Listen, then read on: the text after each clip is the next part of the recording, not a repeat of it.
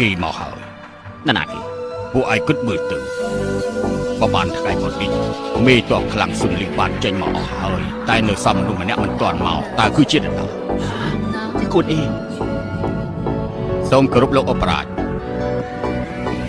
លោកមេតបសុខសប្បាយទេខ្ញុំសុខសប្បាយទេលោកអបរាជ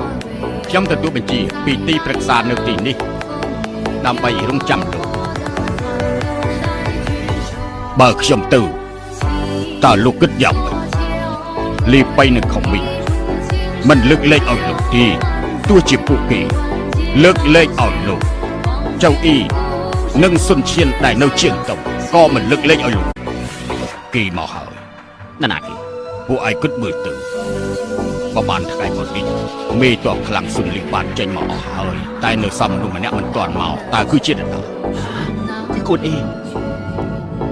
សូមគោរពលោកអបរាជលោកមេតបសុខសប្បាយទេខ្ញុំសុខសប្បាយទេលោកអបរាជខ្ញុំទទួលបញ្ជាពីទីប្រឹក្សានៅទីនេះដើម្បីរងចាំលោកបើខ្ញុំទៅតើលោកគិតយ៉ាងម៉េចលីបៃនឹងខំមីមិនលើកលែងឲ្យលោកទេទោះជាពួកគេលើកលែងឲ្យលោក